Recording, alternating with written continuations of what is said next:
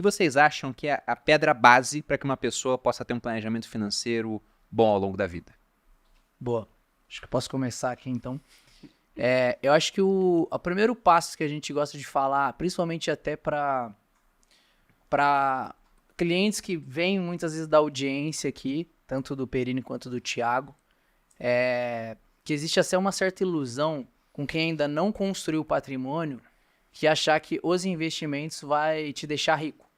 Então é muito normal, a pessoa chega ali com um patrimônio um pouco menor e vem com aquela esperança de, olha, em quanto tempo eu vou chegar no meu primeiro milhão e por aí vai. E sinceramente eu nunca vi em toda a história ali do nosso atendimento e mesmo olhando para fora, né, pesquisando, lendo livros, eu não conheço ninguém que ficou rico simplesmente investindo. A pessoa ficou rica porque ela foi bem sucedida em alguma área, assim, seja como empresário, seja como profissional ali, realmente se destacando, valorizando a hora dela como profissional. Isso fez com que ela ganhasse muito dinheiro e aí sim chegou lá, atingiu o patrimônio. Então acho que a primeira mensagem que a gente tem que passar é isso, você tem que investir em você mesmo, nesse sentido de se valorizar, aumentar ali a sua renda, acho que é o caminho mais rápido de construir patrimônio, né? De ter, na verdade, de aumentar a probabilidade de ter um patrimônio. E aí acho que o segundo passo é, beleza, vou aumentar quanto eu ganho para poder, de fato, construir patrimônio. Acho que o segundo ponto é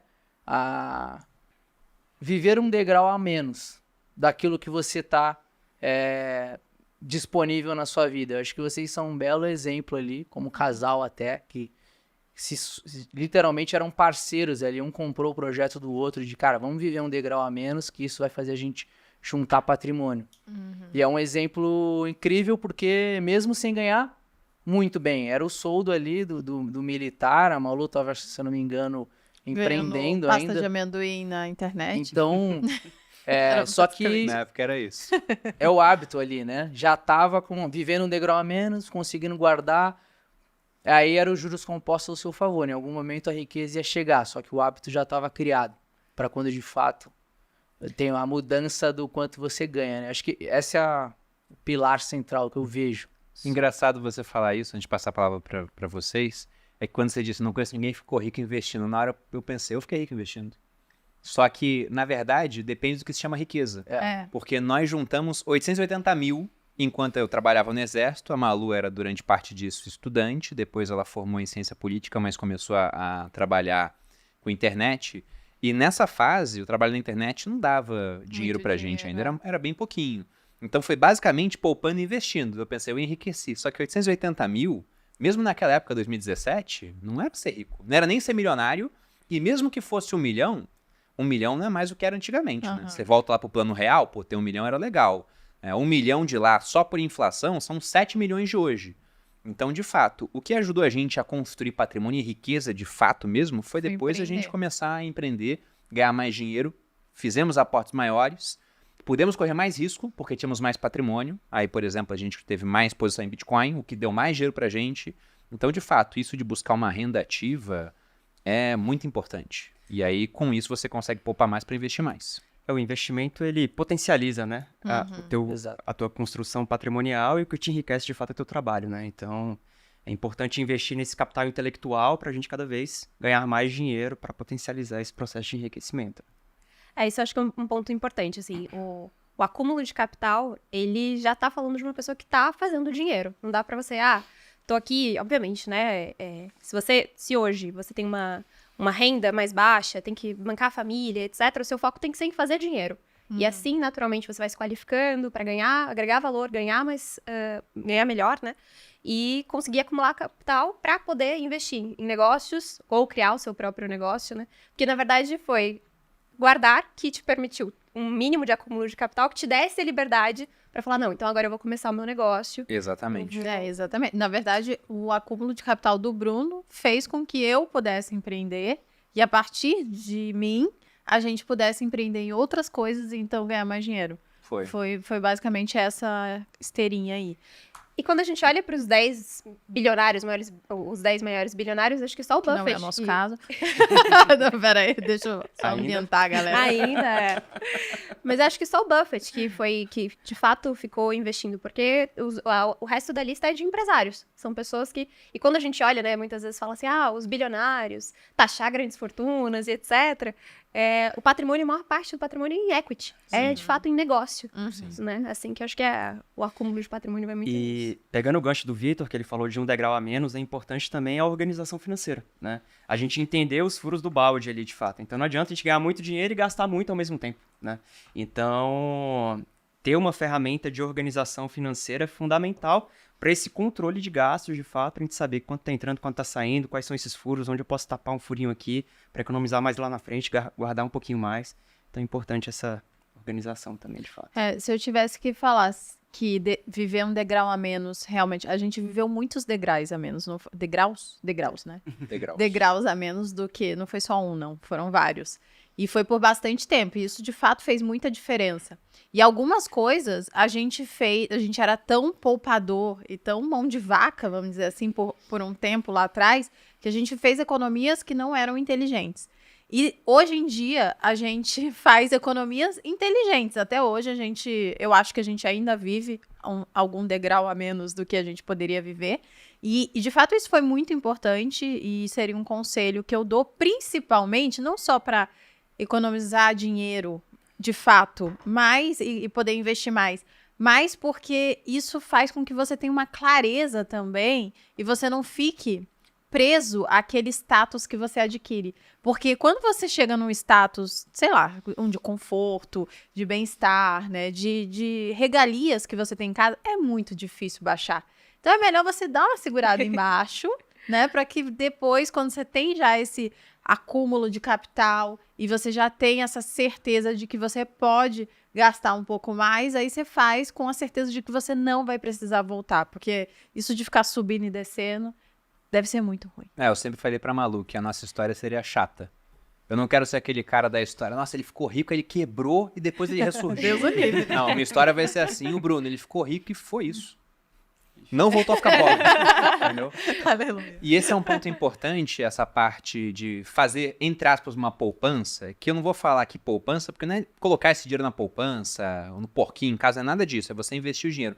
Mas o que possibilitou, como a Giovana falou, que nós pudéssemos empreender foi o fato de que a gente construiu todo um patrimônio e por conta disso pôde tomar decisões do tipo, vou largar minha carreira no exército para que a gente pudesse focar em outra área. E tem um economista alemão, o Hans Hermann Hoppe, que ele tem uma história muito bacana. Essa história eu já ouvi antes de ler dele, então não sei se algum outro economista escreveu anteriormente, mas ele fala sobre um homem que está numa ilha deserta. E esse homem, ele todo dia pesca um peixe. E aí ele fala, olha, se eu conseguir construir uma rede, então eu vou ter como pescar mais peixes por dia. Então o que ele faz? Ele continua pescando peixe, mas ao invés de comer o peixe inteiro, ele come só parte e poupa outra parte. Para que depois de ter uma certa poupança, ele pudesse passar alguns dias construindo a rede, sem passar fome, e aí por conta do capital poupado e acumulado, ele conseguiu construir a rede e ficar mais produtivo. Nós fizemos exatamente a mesma coisa. Para quem não poupa, você pode acessar recursos poupados por outra pessoa, só que aí você vai pagar o preço do dinheiro no tempo, que são os juros, em um país onde os juros são muito altos. Então, ponto nevrálgico aqui realmente é essa parte de você conseguir viver um degrau abaixo. Se você ganha muito pouco, buscar aumentar a sua renda, principalmente, mas é sempre interessante aumentar a renda ao longo do tempo, mas tem que ter controle. Enquanto a Malu estava falando, eu estava buscando aqui no meu Instagram, porque eu postei recentemente sobre a história de um inglês chamado Michael Carroll. O Michael Carroll ganhou, na loteria inglesa, 9,7 milhões de libras, o que seria equivalente a 60 milhões de reais. Nossa. Quanto tempo você acha que durou o dinheiro? Pouco. Mas não sei quanto tempo. Ele era gari, equivalente a gari, ganhou 60 milhões, durou menos de 5 anos. Ele gastou tudo, gastou em drogas, festas, prostitutas. Aí depois ele começou a gastar mal o dinheiro. Mas ele gastou tudo. E aí hoje ele trabalha como lenhador, 12 horas por dia, sendo que o cara ganhou 9,7 milhões de libras, equivalente a 60 milhões de reais. Só que esse não é um caso isolado, para mostrar como planejamento é importante, porque a maior parte dos ganhadores da loteria voltam a ser pobres um tempo depois. Pega o BBB, por exemplo, principalmente aqueles ganhadores antigos, que não tinham como ganhar muito dinheiro com publi, né? Não tinha rede social. A maioria fez o que com o dinheiro? Gastou tudo. Em pouco tempo. Falta de planejamento. O cara acha que, ganha 1 milhão, 1,5 milhão, tô rico. Não, você não tá rico. Tem que ter planejamento. Não gastar mais do que você tem de entrada. E aí, depois, com o excedente, a gente passa pra parte dos investimentos. Aí, só para complementar Por favor. o que eu falei também, para não parecer que, poxa, eu trabalho com investimentos e eu comecei falando como se isso não fosse a solução, né? Porque pela chamada, como construir patrimônio, eu imagino que a pessoa que clica para ver, ele tá querendo saber o atalho, correto? Então, o investimento, ele vai te fazer chegar lá, mas ele não é o atalho. O atalho é do bicho. realmente ganhar. O atalho é realmente ganhar mais, porque se você pega o teu exemplo, se eu não me engano, era 800 e poucos mil, não era? 880 que a gente acumulou. Para facilitar, vou aproximar para 1 milhão. Se você conseguir uma boa manter... aproximação. Só para facilitar minha conta de cabeça aqui. Sim. 15% ao ano por 5 anos, você dobra o capital. Então, em 2015, você tinha 1 milhão, passa 5 anos, você vai ter 2 milhões. Você vai estar em 2020. Passa mais 5 anos, você vai ter 4 milhões em 2025. Eu imagino, não sei quanto o Bruno tem. Público você já tem mais que isso, né? Ali no YouTube, que você demonstra. Não, acho que lá tá... quando eu boto o print da Grão, dá isso. Dá 4. Porque na Grão eu tenho 2, nas carteiras do YouTube eu tenho mais 2. Sequestrador é tudo difícil. Exato. Ou Tá seja, tudo o ponto aquele dinheiro foi suficiente para dar a segurança para você empreender e fazer mais dinheiro, até no jogo do equity, que é o que a gente fala muito aqui, né, no grupo. Então, acho que o investimento vai te levar lá no futuro, mas o que vai te fazer chegar mais rápido é, de fato, investir em você mesmo, fazer sua hora valer mais para poder, de fato, ganhar mais. Mas tem que ter o hábito, né? Tem que ter, de fato, aquele hábito de poupar, senão você nunca vai parar para fazer. Que acho que a gente pode até falar disso mais pra frente. Mas só pra não deixar passar... O Bruno fez uma cara quando você falou assim, a gente fez umas economias porcas ali no passado. Se vocês puderem falar uma, que eu fiquei curioso agora pela carinha do Bruno. Cara, vou falar 2 aqui. 2. A gente recebeu, acho que faz uns 6 meses, a Raquel e o Lages, que fez a AMAN comigo. Eles são casados e a Raquel fez uma cirurgia na coluna e ela ficou tetraplégica. E o Lages, ele me zoava no Rio de Janeiro. A gente foi pra praia uma vez junto. A Malu tava, inclusive. A gente tava já casado, né? Ou tava morando junto. A gente, E aí eu era muito mão de vaca. Eu andava no Rio de Janeiro com a ar do carro desligado. Nossa! Pra gastar menos. Só que com os combustível. vidros fechados, porque era perigoso. Porque é perigoso, né? Então a gente vivia numa Exato. eterna Posso ser sauna. assaltado, eu vou só Entendeu? economizar. Exato. Cara, Então, pior que você bota na ponta do lápis, não faz sentido, não, né? nenhum, cara. Nenhum, entendeu? Aí ele falou pra mim assim, ele me fez sentir vergonha, sabe? Ele falou, meu Deus, cara, como é que você faz isso, cara? Vai chegar suado, não sei o que. Eu falei, de fato, estou exagerando. Aí, Lages, obrigado, cara, você mudou um hábito que eu tinha. E aí o outro também, a gente, por exemplo, morava próximo de um Guanabara. Quem é carioca conhece o Guanabara. Aniversário Guanabara. Os Aniversários famosos Guanabara. aniversários Guanabara. É onde guerra. o pessoal dá uns descontos. E aí parece um pouco Black Friday americana, com gente na frente, assim. É bem, Só que bem menos- agressivo. Só que é mais agressivo, entendeu? E ao invés de comprar eletrônico, o pessoal se estapeando por leite condensado e detergente. E aí a gente ia no aniversário do Guanabara, o mercado cheio, ficava 1 hora na fila só pra ser atendido depois. E compramos, por exemplo, detergente. O detergente, o normal, sei lá, era R$1. Aí comprou por 60 centavos. Como tá mais barato, vamos levar mais. Aí levamos mais. No final do ano a gente foi transferido e não tinha usado detergente tudo. Aí demos Não pros tinha. parentes. A gente deu pras pessoas porque não tinha o... Não, era o sabão em pó. Era o sabão em pó e detergente também. sabão em pó, Comprou os detergente, dois. essas coisas todas. Tudo que a gente acumulou pelos de Presente de limpeza. Natal, kit A de gente limpeza. porque não gastou, entendeu? Não Porque a gente gastou. comprou demais. E não compensava levar pra Boa Vista, porque vai botar aqui no caminhão, tá ocupando espaço, né? Então não tinha sentido. E a gente, poxa, gastou tempo pra ir lá e ter uma economia, mas a gente comprou a mais porque valia a pena e no final a gente jogou a economia toda fora. Então teve muita coisa que a gente fez lá atrás que de fato foi idiota. Eu acho que dentro do planejamento realmente, se você pega o orçamento de uma família, aquilo que faz mais diferença no final das contas é a parte de moradia, enquanto você gasta com moradia. Isso foi uma mão na roda pra gente, porque nós tivemos a chance de morar num PNR, que é uma casa do exército, que o militar ele pode alugar.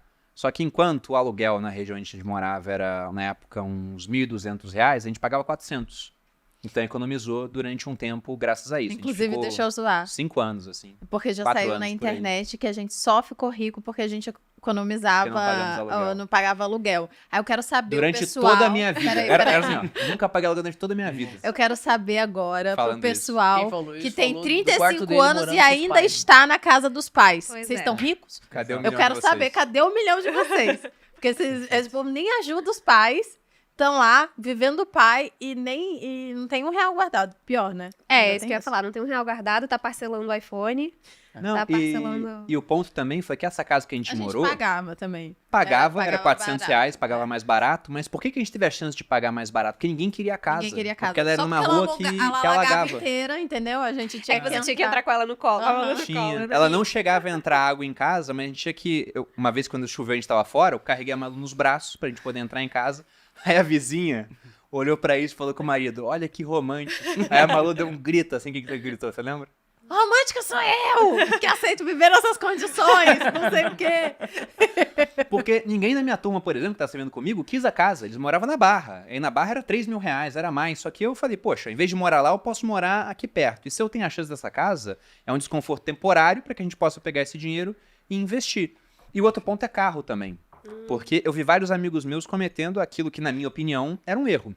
Só que cada um faz com o seu dinheiro aquilo que quiser, né? As pessoas têm prioridades. Mas nós ficamos com o mesmo carro durante 6 anos, que era um Citroën C3 preto. Quando trocamos, a gente comprou um Renault Clio vermelho, que era 2 anos mais novo, só que ele era mais simples. Tinha só 2 portas, ele não tinha direção hidráulica. Era Nossa. ótimo, É treinava porque que era economizava era na academia ótimo. também. A gente treinava Já todo era. Cada baliza era tipo um Hadouken, né? Pra quem assistiu Street Fighter quando era pequeno. dia. De concentração. Mas a gente trocou por esse carro e gastou inclusive menos do que o preço que eu tive de revenda do C3. Enquanto isso, alguns amigos meus estavam trocando de carro, comprando um Honda Civic, um Toyota Corolla. E a estrutura era a seguinte, a pessoa ganhava um certo valor. Vou colocar aqui 10 mil, não era isso, era menos na época, mas 10 mil. Imagina que esse cara, ele tem uma despesa com carro de R$1.000 no mês. Então sobrava 9. Aí ele poupava dinheiro para trocar por um carro, um Honda Civic, por exemplo. Aí no final ele vendeu o Palio dele, que era 1.000 por mês, para com a mesma remuneração, 10 mil, comprar agora um Honda Civic que exigia 1.500. Então ele ganhando a mesma coisa, agora ele gastava mais da renda dele só para manter um carro que fazia, no final das contas, a mesma coisa do outro. Lógico que ele é mais bonito, vai causar uma certa impressão, eleva o status social. Mas eu falei, cara, eu não tô nem aí pra isso. Eu quero outra coisa. Eu quero que a gente acumule patrimônio para depois eu ter a chance de não precisar mais trabalhar com isso se eu quiser. Então nós fizemos escolhas assim Que e foram acertadas elas foram- e foram muito boas. foram muito boas pra gente. Exceto o aniversário do Guanabara, que não Esse era eu dispenso. Esse eu E o dispenso. ar-condicionado, que você E o se arrependeu, ar-condicionado. arrependimento eficaz. Foi Eu acho que quem me encontrava depois de chegar talvez se arrependesse mais do que eu do ar-condicionado. No Rio de Janeiro, aquele calor, né?